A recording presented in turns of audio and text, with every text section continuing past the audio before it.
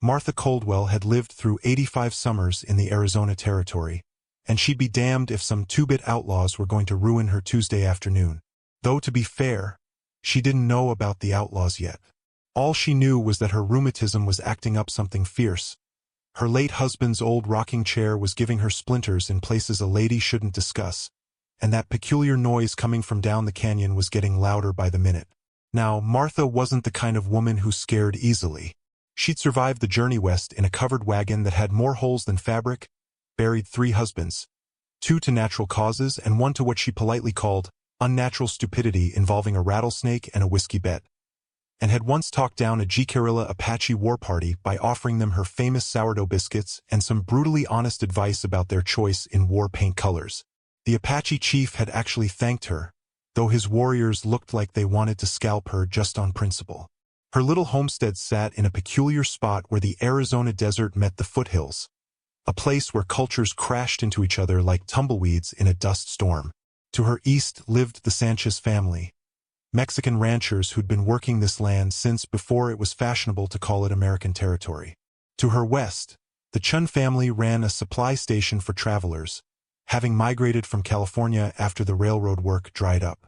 North of her property, there was a small settlement of freed slaves who'd come west looking for the kind of freedom that didn't come with asterisks and fine print. And scattered throughout were the remnants of various Apache bands, trying to hold onto their ancestral lands, while the world changed around them faster than a card-sharp's shuffle. Martha had made it her business to get along with all of them, mostly because she was too old to waste energy on prejudice, and partly because Diego Sanchez made the best tamales she'd ever tasted. Mrs. Chen kept her stocked with herbs that actually helped her joints, and the folks at the northern settlement always made sure she had firewood before winter hit. The Apache mostly left her alone after the biscuit incident, though occasionally she'd find fresh game hanging on her porch, anonymous gifts that she accepted with the understanding that some things didn't need to be discussed over tea. But this Tuesday was different. The noise that had been bothering her turned out to be gunfire, which wasn't entirely unusual in 1880s Arizona, but the volume and persistence of it suggested something more serious than a drunk cowboy shooting at coyotes.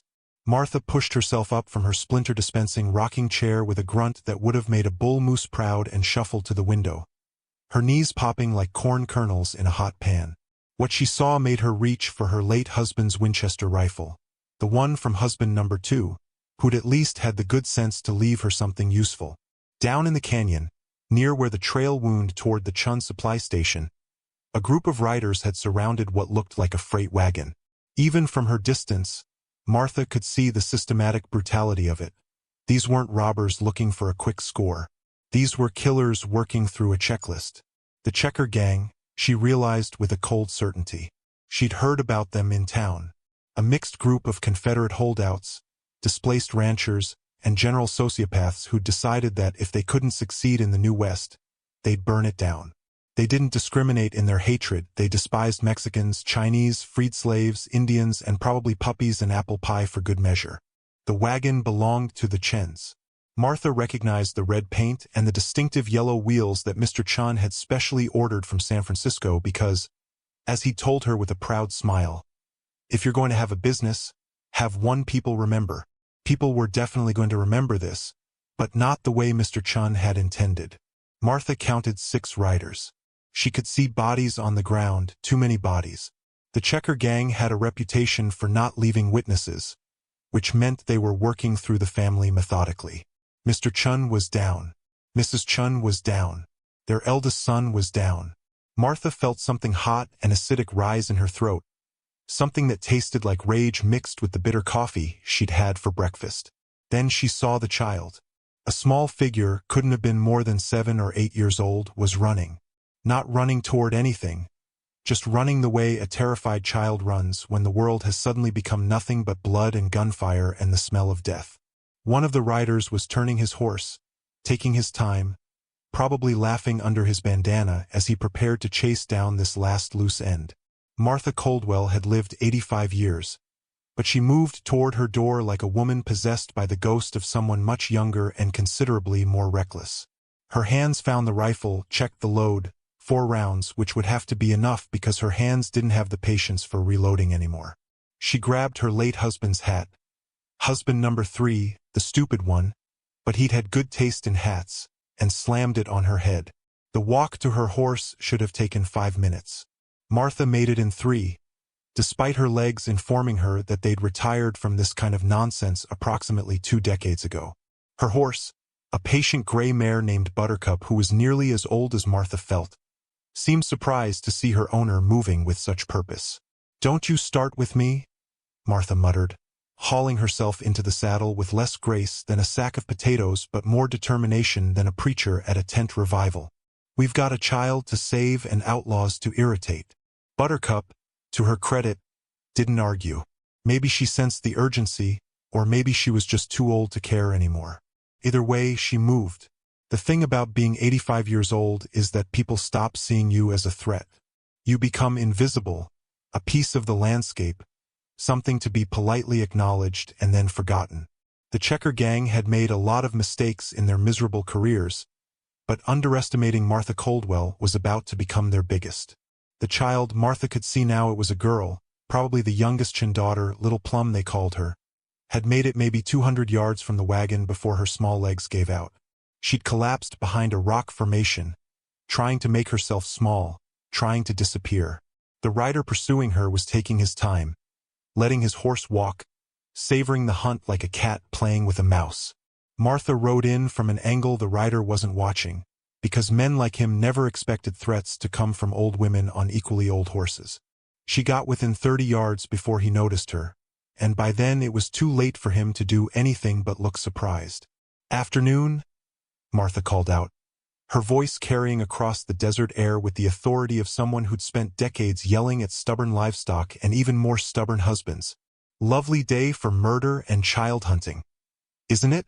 The rider turned fully, and Martha got a good look at him. Young, maybe 25, with a face that suggested his mother had probably tried her best but ultimately lost the battle against poor genetics and worse choices. He had a red checkered bandana pulled down around his neck, hence the gang's name, subtle as a brick through a church window. "Old woman, you best turn around and forget what you seen," he said, his hand moving toward his pistol with the kind of casual confidence that suggested he'd never been challenged by an octogenarian before. "Oh, I plan to forget quite a bit," Martha replied cheerfully. "For instance, I'm going to forget that I gave you a chance to ride away. I'm going to forget that I'm supposed to be a civilized Christian woman. And I'm especially going to forget that my late husband taught me it's impolite to shoot a man before noon. But seeing as it's past 1 o'clock, I think we're in the clear on that last one." She shot him. Now, Martha's hands weren't what they used to be, and her eyesight had more blur than a watercolor painting. But some skills you don't forget.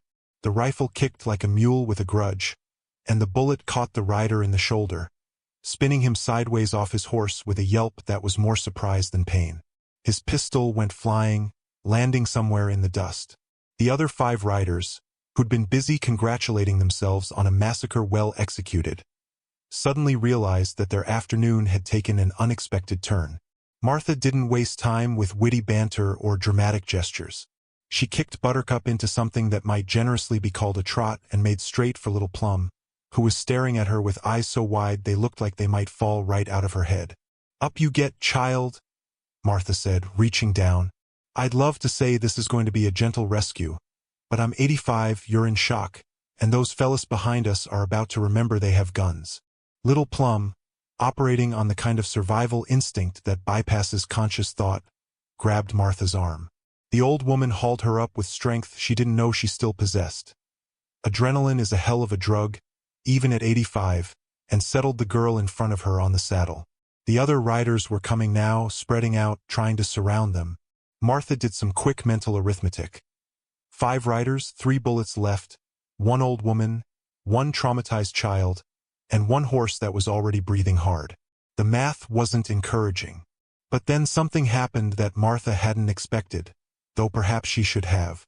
Diego Sanchez came riding in from the east, along with his 3 sons and 2 nephews, all armed and looking like they'd taken the expression "good neighbors make good fences," and decided to expand it to include, and occasionally come heavily armed to assist in child rescue operations. From the west came the northern settlement folks, at least a dozen riders, led by Jeremiah Freeman, a former slave who'd once told Martha that he'd spent too many years running away from evil men and had decided he was done with running. And from the north, silent as ghosts, came 5 Apache warriors who probably had their own reasons for disliking the Checker Gang, though they weren't the type to explain their motivations to anyone. The Checker Gang suddenly found themselves outnumbered roughly 4-1, surrounded by an alliance of people who had approximately nothing in common except a mutual fondness for an old lady who minded her own business, shared her biscuits, and had just shot one of their gang members in defense of a child. The next few minutes were loud, chaotic, and ended with the Checker Gang being significantly reduced in both numbers and enthusiasm. 3 were dead, 2 were wounded and captured, and 1 had managed to escape, though he'd have to explain to whatever remained of his gang why he'd abandoned his comrades. Martha sat on Buttercup, holding Little Plum, who'd buried her face in Martha's chest and was crying with the kind of sobs that shake a small body like earthquakes. The old woman's hands were trembling now that the adrenaline was fading, and she could feel every single one of her 85 years settling back onto her bones like snow on a roof. Diego Sanchez rode up, his weathered face creased with concern. "Martha, you crazy old woman, what were you thinking?" "I wasn't," Martha admitted. "Thinking seems like a young person's game. I just acted." Jeremiah Freeman approached from the other side, dismounting with the grace of a man who'd spent years in the cavalry. "Miss Martha, you saved that child's life. You know that, right?" Martha looked down at Little Plum, who was still shaking. "I know I did something. Whether it was smart is debatable." One of the Apache warriors, Martha thought his name was Standing Bear, though Apache names were complicated and she'd never quite mastered the nuances, rode closer and nodded at her with what might have been respect. He said something in Apache that she didn't understand, but the tone was clear enough. "He says you have the heart of a warrior," Diego translated, looking amused. "Coming from him, that's quite the compliment. Tell him I have the knees of an old woman and the back of someone who should know better," Martha replied, but she nodded back at Standing Bear with genuine appreciation. Took another hour to sort everything out. The bodies of the Chen family were recovered and treated with respect. Little Plum, it turned out, had survived because she'd been in the back of the wagon, hidden under supplies, and had only emerged after the shooting had started. She'd run on instinct, and Martha had intercepted her by sheer chance or providence, depending on your theological leanings. The town sheriff eventually arrived, summoned by one of Diego's sons. Sheriff Morton was a practical man who'd learned long ago that justice in the Arizona Territory looked different than it did in law books back east. He took statements, looked at the dead Checker Gang members, looked at the dead Chen family, and made the kind of decision that wouldn't hold up in a court but made perfect sense in the desert. "Self-defense and defense of others," he declared. "Clear as day. Martha, you're a hero." "I'm an old woman who got lucky," Martha corrected. "And I need to sit down before I fall down." They took her back to her homestead, along with Little Plum, who refused to let go of Martha's hand. The girl hadn't spoken since being rescued, and Martha didn't push her. Sometimes silence was its own language, and trauma needed time to find words. The community rallied the way frontier communities did when crisis struck. The northern settlement folks brought food. The Sanchez family brought blankets and offered to help with funeral arrangements. Even the Apache left game and medicinal herbs at Martha's door, their way of showing support. Little Plum stayed with Martha that night and the next night and the night after that. The girl had an aunt in San Francisco, but it would take time to make arrangements. In the meantime, Martha found herself in the unexpected role of guardian to a traumatized child who'd lost everything in the space of a few terrible minutes. The old woman and the young girl developed a routine. Martha would make breakfast simple fare but edible. Little Plum would help with small chores, finding comfort in routine tasks. In the evenings, they'd sit on the porch, Martha in her splinter-distributing rocking chair and Little Plum on the steps, watching the sun paint the desert in shades of orange and purple. It was during one of these evenings, about a week after the massacre, that Little Plum finally spoke. "Why did you save me?" she asked in English, her voice small but clear. "You didn't know me." Martha considered the question. "Didn't need to know you, child. You needed saving and I was there. Sometimes it's that simple." My mama used to say that the world was cruel to people like us, Little Plum continued. People who look different. People who come from somewhere else. Your mama wasn't wrong, Martha said honestly. The world can be cruel as a rattlesnake and twice as quick to strike. But she also raised you, didn't she? Loved you, fed you, taught you things. That's not nothing. Little Plum was quiet for a moment. Were you scared? When you rode out to save me? Martha laughed. A dry sound like whined through dead leaves. Scared? Child, I was terrified. My hands were shaking so bad I'm amazed I hit anything at all. But fear and action aren't mutually exclusive. You can be scared and still do what needs doing. Over the next 2 weeks, preparations were made for Little Plum's journey to San Francisco. Her aunt had been contacted and was making arrangements to receive her. The community took up a collection to help with expenses. Even the Apache contributed, though Standing Bear made it clear through Diego's translation that this was a gift for the child, not charity. The night before Little Plum was due to leave, Martha made a special dinner. Well, special was generous. It was the same stew she always made, but she'd added extra vegetables and had actually seasoned it with more than just salt and hope.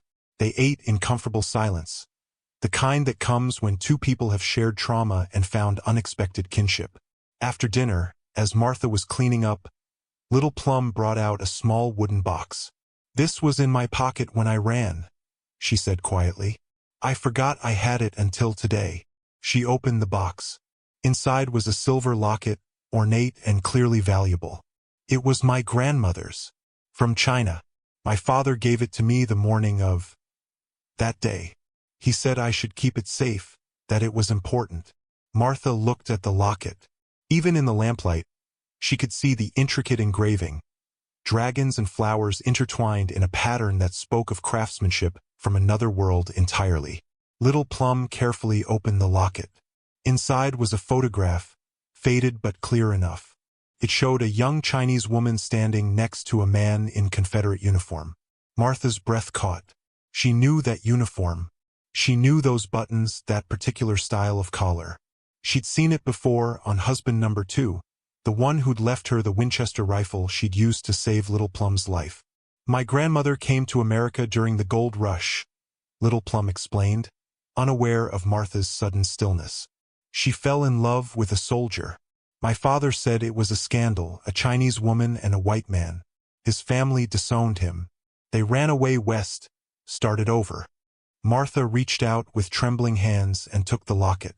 She brought it closer to the lamp, studying the photograph with the intensity of someone deciphering a crucial message. The man in the photograph was younger than she'd known him, but there was no mistaking those eyes, that stubborn jaw, that way he stood like he was daring the world to challenge him. It was James. James Coldwell, her second husband, the good one, the one who'd left her the rifle, the one who'd died 20 years ago of pneumonia, leaving her with good memories and better equipment. But before James had met Martha, apparently he'd had another life. A secret life. A family he'd never mentioned. Little Plum continued her story, oblivious. They had a son, my father. But the soldier died young, before my father really knew him. My grandmother never remarried. She raised my father alone, telling him stories about his father, about how he was brave and kind and loved them even when the world said he shouldn't. Martha's mind was racing, doing arithmetic that seemed impossible but kept coming up with the same answer. If James had a son with a Chinese woman during the gold rush, and that son had grown up and married and had children of his own, then Little Plum was... My grandmother kept this locket her whole life, Little Plum said softly. She said love was stronger than hate, stronger than prejudice, stronger than all the people who said they couldn't be together. She was right, wasn't she? Loved one. Martha couldn't speak. Her throat had closed up with emotions she couldn't even name. She was looking at the photograph of her late husband, a man she'd loved and mourned, and realizing that he'd had an entire chapter of his life she'd known nothing about. And the child sitting before her, the child she'd saved, was her step-granddaughter. The world tilted.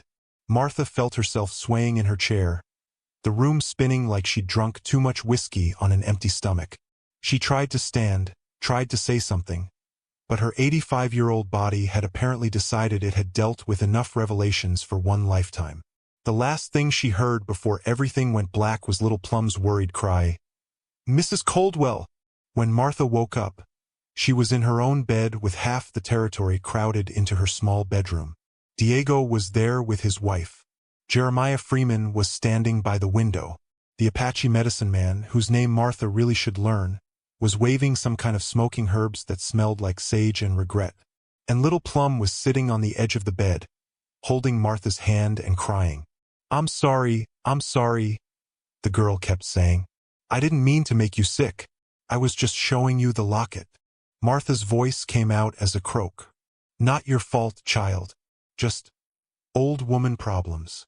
The doctor, a practical man named Henderson who'd seen enough frontier drama to be unflappable, checked her pulse and eyes. "Your heart's strong as an ox, Martha, but you gave everyone quite a scare. What happened?" Martha looked at Little Plum, at the locket still clutched in the girl's small hand, and made a decision. Some secrets were meant to stay buried. Some revelations would only complicate an already complicated situation. Little Plum was going to San Francisco to live with her aunt, to start a new life away from the trauma and pain. She didn't need the additional burden of knowing that the old woman who'd saved her was connected to her by bonds of family she'd never known existed. "Just got overwhelmed," Martha said, which wasn't entirely a lie. "Realized how close we came to losing this child, and my old heart couldn't handle it." Little Plum squeezed her hand. "But you didn't lose me. You saved me." Martha squeezed back, looking at this child who was, impossibly, her blood. "I suppose I did." The next morning, when the stage came to take Little Plum to the train station in Tucson, Martha stood on her porch and watched the girl leave. Diego had volunteered to escort her, along with his eldest son, ensuring she'd reach San Francisco safely. Before Little Plum climbed into the stage, she ran back to Martha and threw her arms around the old woman's waist. "I'll never forget you," she said fiercely. "Never." "You better not," Martha replied, her voice gruff to hide the tears. "I didn't go through all that excitement just to be forgotten by some youngster." Little Plum pulled back and smiled, the first real smile Martha had seen from her. Then she reached into her pocket and pulled out the silver locket. "I want you to have this," she said. "Child, no. That's your family history. Your grandmother's. My grandmother would want you to have it." Little Plum insisted with the stubborn certainty that only children possess. "You saved my life. You're part of my story now. And—" She paused, seemed to struggle with words. "And I feel like maybe we're connected somehow. Like maybe we were supposed to meet." Martha took the locket with trembling hands. "Maybe we were, child. Maybe we were." She watched the stage disappear into the desert dust, taking with it a piece of her heart she hadn't known she still had to give. In her hand, the silver locket felt warm, almost alive, a bridge between past and present, between secrets and truth, between the man she'd loved and the child she'd saved. That evening, Martha sat in her rocking chair, splinters and all, and opened the locket one more time. James looked back at her from the old photograph, young and serious and in love with a woman Martha had never met. Next to him, Little Plum's grandmother smiled shyly, one hand on his arm, claiming her place in his story. "You old fool," Martha whispered to the photograph. "You lived a whole life before me and never said a word." But then, Martha reflected, everyone in the West had secrets. Everyone had chapters they didn't talk about, lives left behind, choices made in the moment that echoed forward through time in ways no one could predict. James had loved a Chinese woman when the world said he shouldn't. He'd had a son he'd lost too soon. And then he'd found Martha and loved her too, completely and honestly, even if he'd never shared all his truths. And now, impossibly, those two lives had intersected in the form of a child being chased by monsters, saved by an old woman with a rifle and more luck than sense. Martha closed the locket and clutched it to her chest, feeling the weight of family, of chance, of the strange and winding paths that bring people together across time and culture, and all the barriers that humans erect to keep each other apart. Outside, the desert was settling into evening, painting the sky in those impossible colors that made artists weep and photographers despair. The wind carried sounds from her neighbors, Diego's family singing, the distant ring of a hammer from the northern settlement, something that might have been Apache drums or might have been her imagination. This was the West, Martha thought. Not the romantic version from dime novels, where heroes were pure and villains were obvious and everything was neatly divided into right and wrong. This was the real West, where Chinese immigrants married Confederate soldiers, where freed slaves rode to rescue old white women, where Apache warriors protected the settlements of people who'd taken their land, where a massacre could be stopped by an unlikely alliance of people who should have been enemies.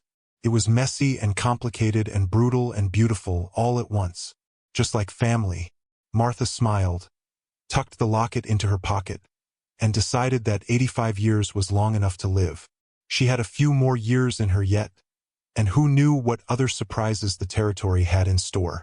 Though maybe, she thought with a wry chuckle, next time the universe decided to reveal family secrets, it could do so with slightly less drama and fewer fainting spells. A woman her age needed to pace herself, after all.